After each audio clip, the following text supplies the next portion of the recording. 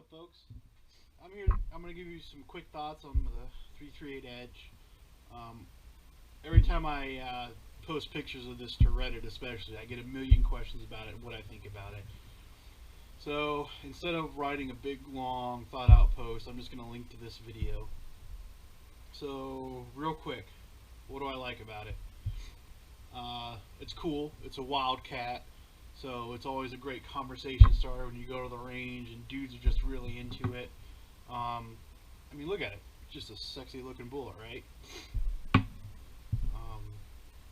Big thing I like about it is in a stock Remington 700 long action, this is probably the most performance you can have, and I'm talking like downrange performance, right? There's probably like a 338 rum with like some round nose hunting bullet would probably be better, quote unquote, performance up close.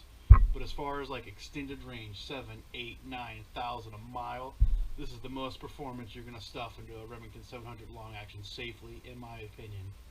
You can try to go the 338 Lapua route by opening up the bolt face. That's sketchy to me. So, that's for, you know, pros. Cons. Number one is brass life. If you're using stock Remington brass, which is what people recommend for factory brass, you're going to get 3 to 5 firings, and the pyro pockets are just going to be so loose that it starts becoming dangerous at that point.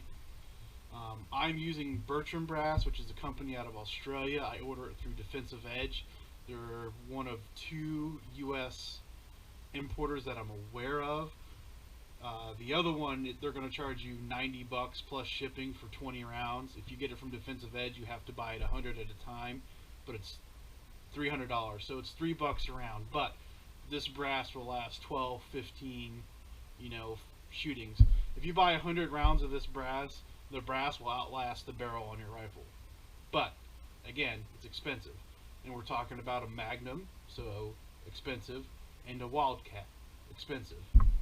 So, second con, you are going to either have to modify dies to get them to work, or you're going to have to buy custom-made dies or have them made. So, what I use, Redding, Type S bushing, so you have the little bushing that sizes the neck, and so you measure your neck. This is 365. You subtract what you want your neck tension to be. In my case, I'm using 2000s, so I ordered a 363 bushing. My gunsmith took the die and opened it up to accept the bigger bushing, because this is actually a 300 rum die and it wouldn't accept the 338 caliber bushings. So my gunsmith, when he built the rifle, just opened that up for me. For a seating die, I'm using the Forster Ultra Micrometer seating die for a 300 rum that I had them open up to accept a 338 caliber. It was about 2 months lead time and $130 with shipping and everything out the door. I'll show you what that looks like. Right? So that's a con. If you're not comfortable with dealing with, you know, modifying dies and trying to, you know, bench race and see what's going to work, if that's not your thing, then this is not for you. Sorry, picking off the shelf caliber. Uses. This is an excellent round if you're going to hunt big game at extended ranges. So if you're hunting in the mountains somewhere, I'd call Defensive Edge, tell them send me one of your canyon rifles. If you're doing target shooting steel past say 1,200 or 1,500 yards, and you don't want to buy a custom 338 Lapua aftermarket action, this is the way to go. If you already have a Remington 700 action, which is why I built this, I had the action, the stock, the scope, everything. All I paid a gunsmith to do was install a bottom metal that would accept the longer bullets and screw a barrel on. So if you already have a rifle and you want 338 Lapua performance, but you don't have the 338 Lapua budget, this might be the route for you.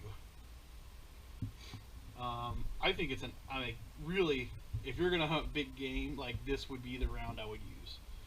And if you're going to hunt big game at short ranges, I would use some sort of like monster 285 grain round nose. And if it's using it for a hunting rifle, the brass life really isn't a big deal. Like you're going to shoot the thing maybe 50 times a year. Barrel life, most people report between 1,500 and 2,000 rounds of useful barrel life. My barrel is salt bath nitrided. I also coat my bullets in HBN, so I'm probably going to be closer to the 2,000 round mark. Crazy, crazy easy load development. Like it is hard to come up with a load in this thing that will not shoot MOA. The current, I guess, industry standard, you'd say, pet load is. I better post a link, but off the top of my head, 91 grains of H1000, CCI 250 primers, and 300 grain burgers. I'm using the 285 grain ELDs, the CCI 250 primers, and 91.5 grains of H1000 is looking like it's going to be my accuracy node. I actually have to yet to double check that because I was waiting on this die to show up. I'm using more powder because of the bullet coating and the salt bath nitriding of the barrel. It's so much slicker that the bullet doesn't jam into the lands and grooves as bad, so you get less pressure buildup. So you have to use more powder to get the velocity. But you get, in my opinion, better first round accuracy and more barrel life.